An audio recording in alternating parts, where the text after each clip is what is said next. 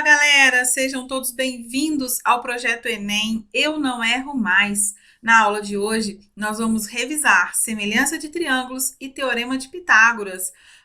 E se você é novo por aqui, se inscreva no nosso canal, ative as notificações, nos siga nas redes sociais e não deixe de acessar a nossa plataforma www.plataformaescolaonline.com.br. Lá você pode baixar o material da nossa aula, beleza? Depois da vinheta, começa a nossa aula. Eu sou a professora Liliane, da Escola Online.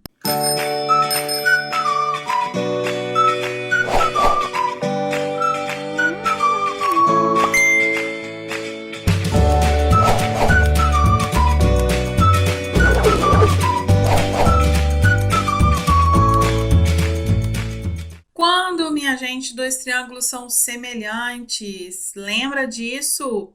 Dois triângulos são semelhantes quando os seus ângulos internos correspondentes são congruentes, ou seja, têm a mesma medida, e os seus respectivos lados são proporcionais. Observe que o lado BC, ou lado A, corresponde ao lado EF ou D, ou lado D.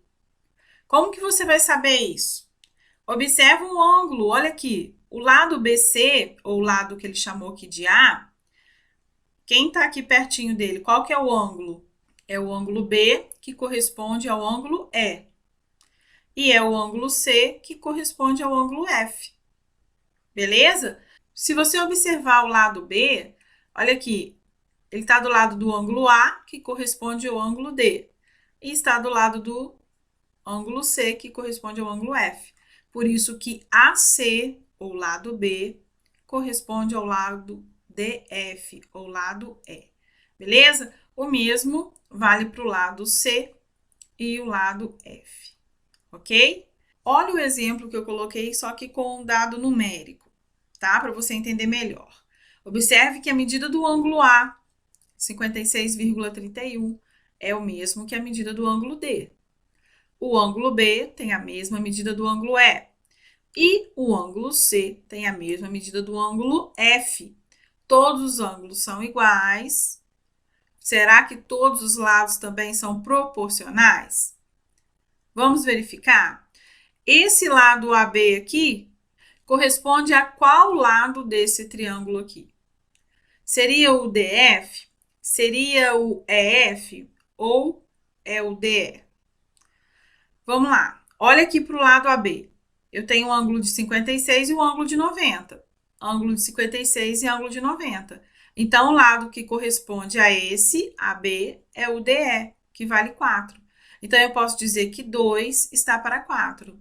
Qual que é o lado correspondente ao lado BC, que eu falei que mede 3? Olha para cá. Esse lado BC, quem está aqui com ele? O ângulo B, que vale 90 graus, e o ângulo C, que vale 33,69. Corresponde a esse ângulo e a esse ângulo, ao ângulo E e ao ângulo F. Então, eu posso dizer para você que 3 está para 6. E, finalmente, só sobrou esse lado, o AC e o DF, então 5 está para 10. Se nós simplificarmos essa fração aqui, olha, 2 quartos, nós encontramos 1 meio. 5 décimos simplifica por 5, vai dar 1 meio. 3 sextos, simplifica por 3, vai dar 1 meio. Esse 1 meio aqui é o que ele chama de K, que é a razão de semelhança. Beleza? Bom, gente, mas nós temos algumas estratégias que nos ajudam a verificar se aquele triângulo é semelhante ou não, que são os critérios de semelhança. Olha só, ângulo. O que ele fala? Se nós temos dois triângulos e esses triângulos têm dois ângulos congruentes com a mesma medida, então esses triângulos são semelhantes. Se tem esses dois ângulos com a mesma medida, consequentemente, esse aqui também vai ser. Por quê? Porque a soma dos ângulos internos de um triângulo vale 180 graus. Nós temos o lado, ângulo e lado. Olha só, se o ângulo estiver compreendido, né, entre os lados que são proporcionais, então esses triângulos são semelhantes. E lado, lado, lado. Se os lados desse triângulo forem proporcionais aos lados desse outro triângulo, então esses triângulos são semelhantes. Bom, minha gente, recordando aí o teorema fundamental da semelhança. Presta atenção, se eu traçar uma reta paralela a qualquer um dos lados, tá? E essa reta, ela intersecta, ela toca os outros dois lados em pontos distintos. Observe que ele colocou aqui uma reta R paralela ao lado BC e tocou no ponto D e no ponto E, ok? Dois pontos diferentes, tá bom? Então, o que que acontece? Forma um outro triângulo e esse outro triângulo pequenininho aqui, olha, que eu vou chamar de ADE, ele é semelhante ao triângulo ABC, ok? Bom, minha gente, nós temos aí agora o famoso Teorema de Pitágoras. Esse você não pode esquecer. Presta atenção, o Teorema de Pitágoras só pode ser aplicado se o triângulo for um triângulo retângulo, ou seja, um triângulo que possui um ângulo com 90 graus, ok? No meu caso aqui desse exemplo, seria o ângulo A, ok? O lado oposto a esse ângulo de 90 graus, nós chamamos de hipotenusa.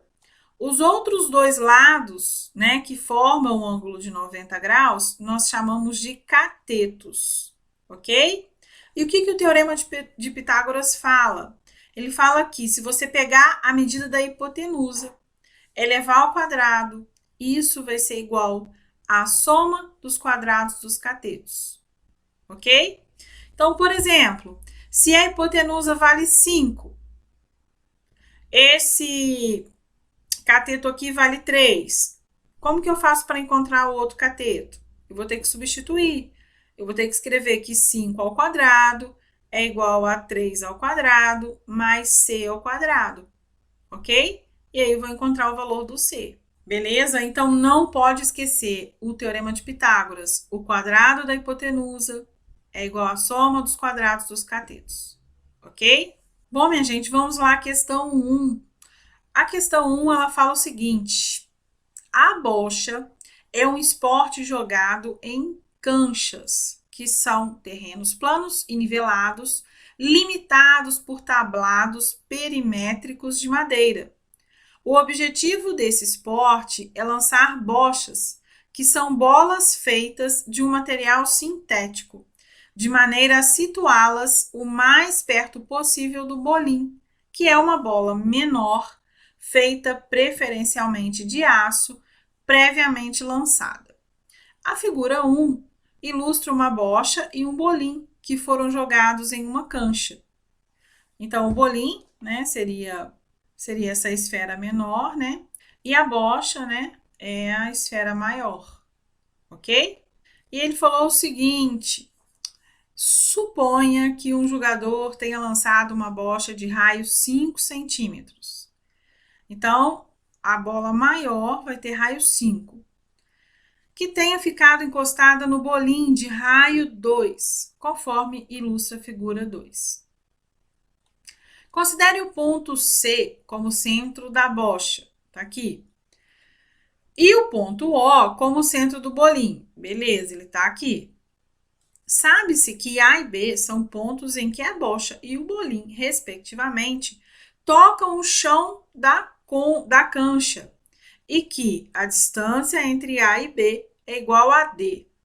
Nessas condições, qual é a razão entre D e o raio do bolim? Então, presta atenção. A medida do raio do bolim, eu sei, porque ele falou no enunciado que vale quanto? 2. Eu preciso descobrir o valor de quê? Do D, dessa distância aqui, ó. Beleza?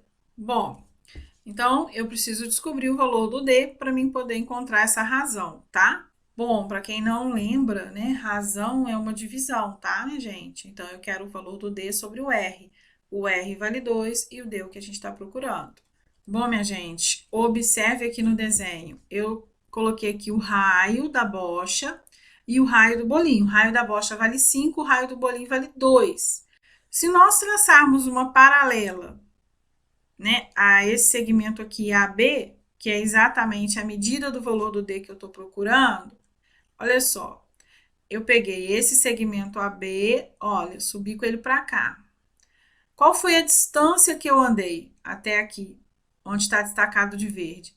A distância que eu andei foi exatamente o valor do raio do bolinho, que vale 2. Eu posso falar para você que de C até A é o raio da bocha, então de C até A vale 5.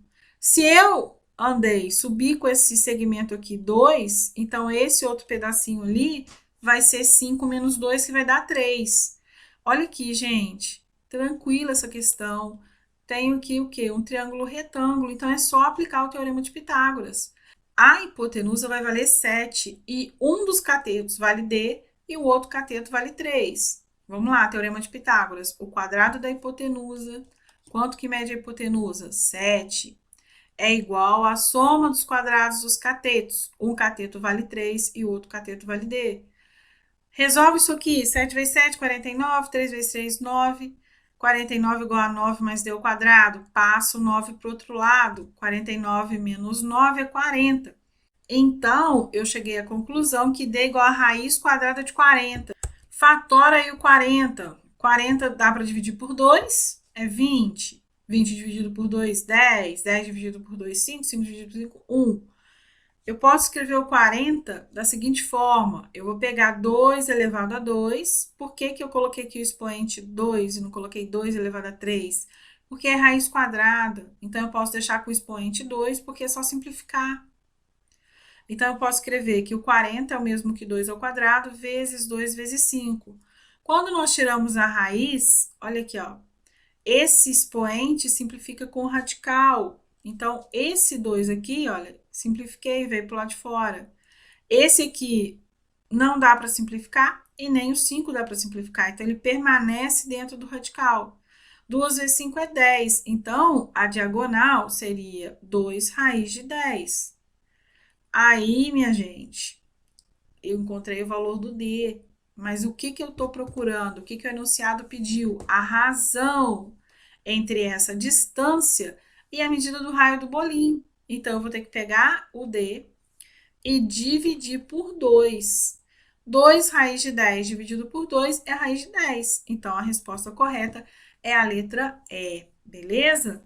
Bom, minha gente, questão 2. Diariamente, uma residência consome 20.160 Wh. Essa residência possui 100 células solares retangulares. Ele diz que células solares são dispositivos capazes de converter a luz solar em energia elétrica, de dimensões 6 centímetros por 8 centímetros.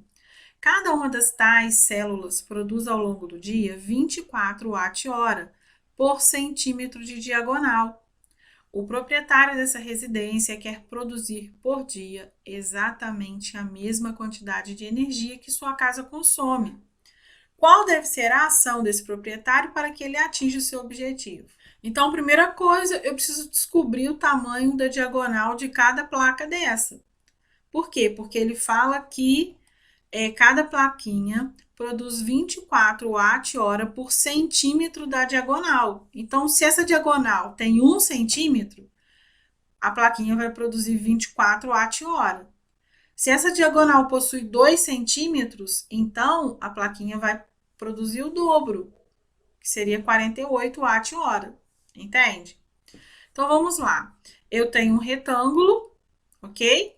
Onde os lados desse retângulo medem 8 e 6. E aqui está a diagonal. Para mim descobrir a diagonal, teorema de Pitágoras. A diagonal é exatamente a hipotenusa, né? Então, eu posso escrever que D ao quadrado é igual a 8 ao quadrado mais 6 ao quadrado. Resolvendo, 8 vezes 8, 64, 6 vezes 6, 36. Então, D ao quadrado igual a 100, a raiz quadrada de 100 vale 10. Então, presta atenção. A diagonal tem 10 centímetros, ok? E ele colocou ele enunciado que são 24 watt-hora por centímetro de diagonal. Se são 10 centímetros, então eu preciso multiplicar 10 por 24. Então, uma plaquinha dessa, ao longo do dia, ela produz 240 watt-hora. Beleza? Eu tenho quantas plaquinhas dessa? Eu usei aí placa, né? Mas o correto seria usar célula, né? Que é uma célula solar. Mas tá valendo. O que ele falou? Que essa residência, ela consome 20.160 watt-hora por dia. Se eu pegar esse valor, 20.160, e dividir por 240, eu consigo encontrar o total de células ou o total de placas retangulares. Se eu preciso de 84 placas e ele tinha 100, ou seja, tem um excesso, então eu preciso retirar. Eu preciso retirar quantas? É só você fazer 100 menos 84. 100 menos 84 é quanto? 16. Então, a resposta correta é a letra A, retirar 16 células, ok? Questão 3. Para decorar uma mesa de festa infantil, um chefe de cozinha usará um melão esférico com diâmetro medido 10 centímetros. Presta atenção, é o diâmetro. O diâmetro é sempre o dobro da medida do raio. Então, se o diâmetro dessa esfera é 10, significa que o meu raio é 5, o qual servirá de suporte para espetar diversos doces. Ele irá retirar uma calota esférica do melão, conforme ilustra a figura, e para garantir a estabilidade desse suporte, dificultando que o melão role sobre a mesa, o chefe fará o corte de modo que o raio R da seção circular de corte seja de pelo menos 3. Por outro lado, o chefe desejará dispor da maior área possível da região em que serão afixados os doces. Para atingir todos os seus objetivos, o chefe deverá cortar a calota do melão numa altura H em centímetro igual a... Então, conforme eu falei, se o diâmetro dessa esfera vale 10, então o raio vai valer quanto? 5, beleza? Ele diz também, quando ele cortar nessa parte que está achurada, que esse raio aqui, ele tem que ser no mínimo 3. E ele quer que essa área aqui, onde ele vai espetar os doces, seja a maior área possível. Então, para isso ser a maior área possível, e ele falou que o raio tem que ser no mínimo 3, então esse raio aqui vai ter que ser 3. Observe que eu já tenho aqui um triângulo o quê? Retângulo. Eu quero saber a altura. Essa altura aqui, olha, desse ponto A até esse ponto aqui, ó. Essa altura aqui, você concorda comigo que vai ser o raio, que é 5, não é isso? Menos esse pedacinho aqui. Eu vou chamar esse pedacinho aqui de x. Então, se eu descobrir o valor do x, eu consigo descobrir o valor do h. Por quê? Porque o h vai ser 5, que é a medida do raio, menos o valor do x. Para descobrir o valor do x está tranquilo, porque é só aplicar o teorema de Pitágoras. 5 ao quadrado é igual a 3 ao quadrado mais x ao quadrado. O quadrado da hipotenusa é igual à soma dos quadrados dos catetos. Desenvolvendo os cálculos, vai ficar 25 menos 9 igual a x ao quadrado. Então, x ao quadrado vale 16. X é igual a raiz quadrada de 16, então x vale 4. Se o x vale 4, então o h vai ser 5 menos 4, que vale 1. Beleza? A resposta correta é a letra C. Questão 4. O dono de um sítio pretende colocar uma haste de sustentação para melhor firmar 2 postes de comprimentos iguais a 6 e 4. A figura representa a situação real na qual os postes são descritos pelos segmentos AC e BD. E a haste é representada pelo segmento EF. todos perpendiculares ao solo, que é indicado pelo segmento da reta AB. Os segmentos AD e BC representam cabos de aço que são instalados. Qual deve ser o valor do comprimento da haste EF? Então, eu quero saber a medida desse comprimento aqui. Lembrando que o CA vale 4 e o DB, que vale 6, são os dois postes. E esse ângulo que forma com o chão, que ele representou pela reta AB, forma um ângulo de 90 graus. Bom, então eu vou chamar aqui de X, né? É a medida que eu quero descobrir, que é do segmento EF. Se você observar, nós temos aqui dois triângulos semelhantes. Eu tenho o triângulo ACB, e eu tenho o triângulo FEB. Observe que o ângulo A é igual ao ângulo F, que vale 90 graus. No triângulo grandão, nós temos o ângulo B, que é um ângulo comum também ao triângulo FEB. Então, minha gente, pelos critérios de semelhança em ângulo, eu posso afirmar que esses triângulos são semelhantes, ok? Se eles são semelhantes, então eu posso dizer que o segmento EF está para o segmento CA. E o segmento FB está para o segmento AB. Presta atenção aqui. Primeiro eu peguei o segmento EF, que é do triângulo pequenininho. Esse segmento EF, ele corresponde ao segmento CA, ok? E o lado FB corresponde ao segmento AB. Olha aqui, ó, o FB tem um ângulo aqui de 90 e o ângulo B. Olhando para o triângulo grandão, o lado AB, eu tenho o ângulo aqui de 90 e o ângulo B, ok? São os lados correspondentes. Bom, eu vou chamar aí o AF de Y e o FB de Z. Então, eu posso escrever o seguinte: o EF eu já falei que vale X, o CA vale 4, o FB eu chamei de Z e o AB vai ser o valor do Y mais Z, ok? Bom, se você observar nessa figura, você pode concluir também que o triângulo ABD é semelhante ao triângulo AFE. O mesmo caso, aqui vai ter um ângulo de 90 graus e aqui tem um ângulo de 90 graus. Esse ângulozinho aqui, ó, posso até chamar ele de ângulo A, ele é um ângulo comum a esses dois triângulos. Então, pelo critério de semelhança, ângulo, esses triângulos aí são semelhantes. Então, eu vou seguir o mesmo raciocínio. O lado EF, que vale X, né, está para o lado DB, que vale 6. O AF, que vale Y, está para o lado AB, que vale Y mais Z. Bom, minha gente, se você multiplicar cruzado, eu vou obter o seguinte, olha aqui, ó, x vezes y mais z é igual a 4z. Multiplicando aqui cruzado, vai ficar x vezes y mais z igual a 6y.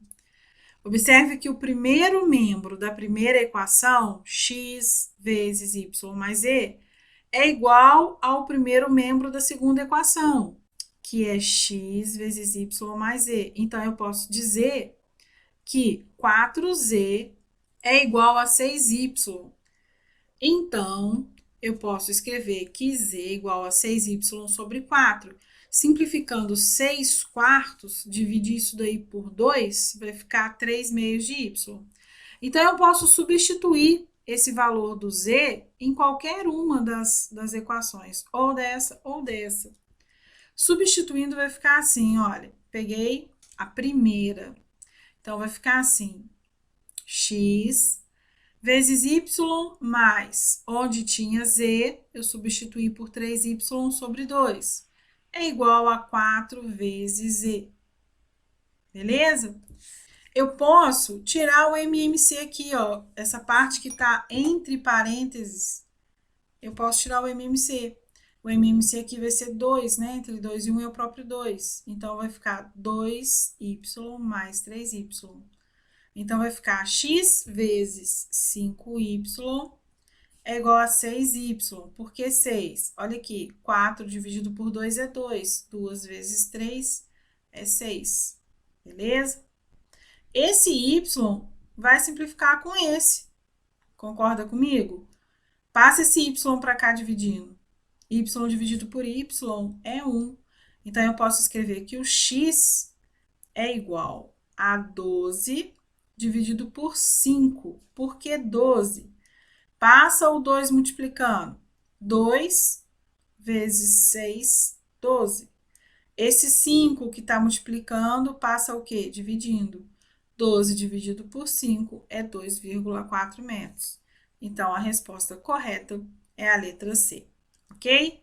Questão 5. A raiva é uma doença viral infecciosa transmitida por mamíferos.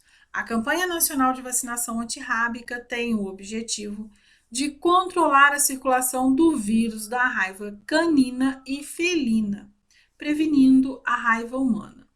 O gráfico mostra a cobertura, porcentagem de vacinados da campanha em cães nos anos de 2013, 2015 e 2017, no município de Belo Horizonte, em Minas Gerais.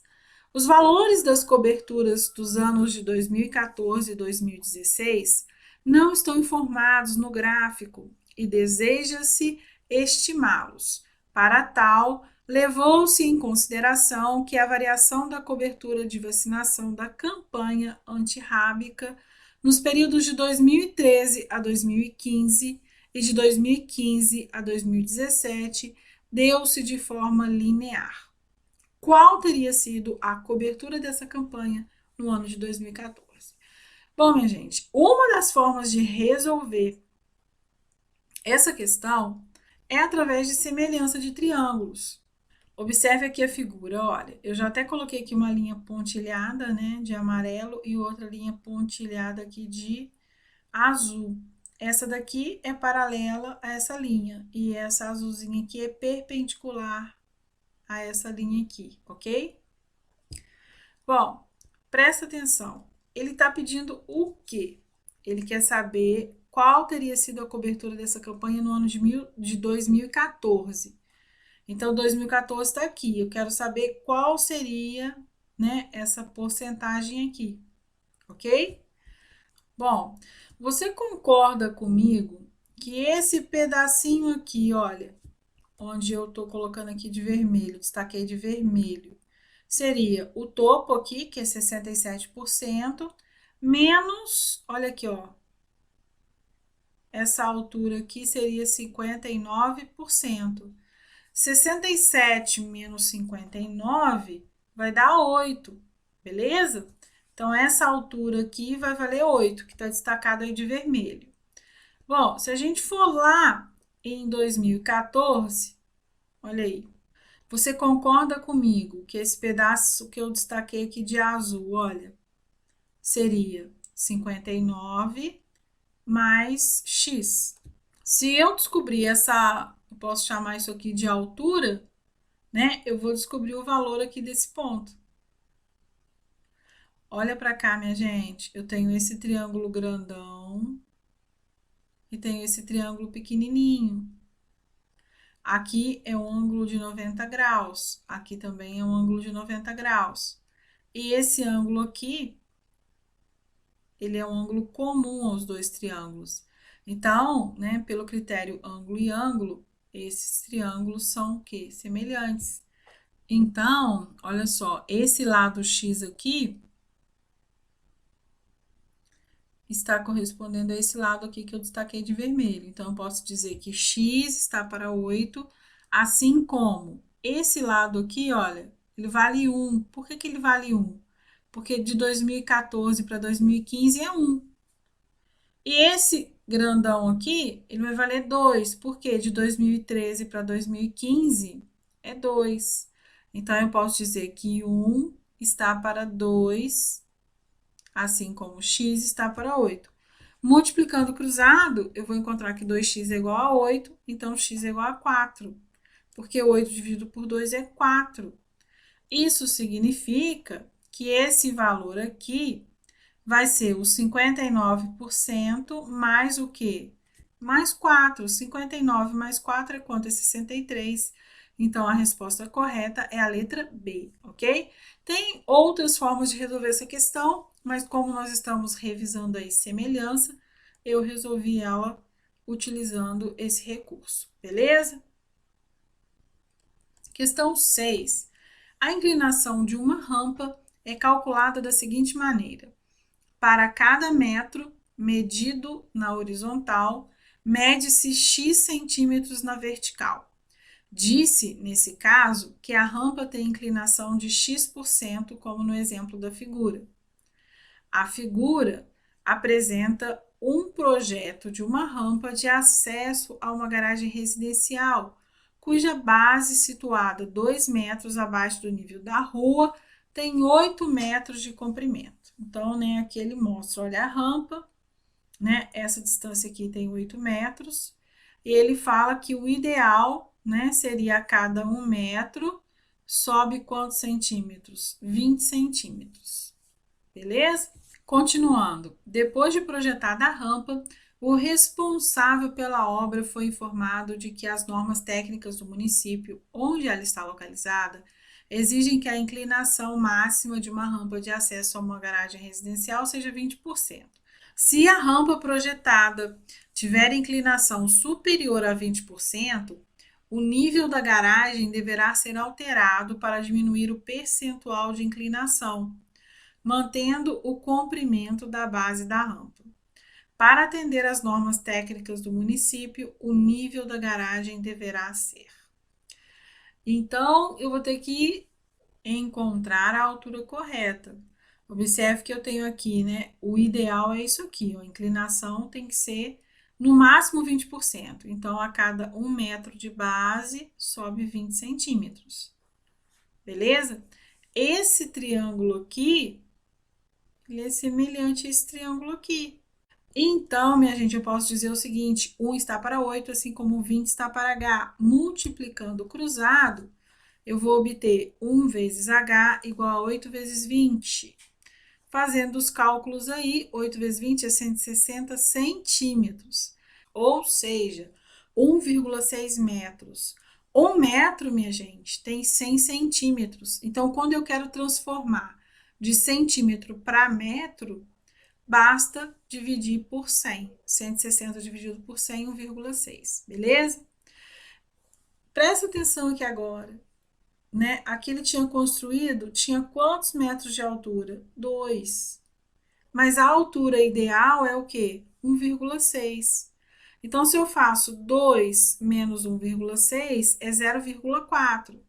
Então, me ajuda aqui. O que ele vai ter que fazer? Ele vai ter que subir essa base. Vai ter que aterrar uma parte. 0,4 metros equivale a 40 centímetros.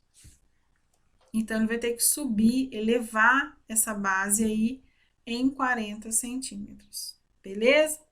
Questão 7. Uma televisão pode ser posicionada de modo que se consiga enxergar os detalhes de uma imagem em alta definição.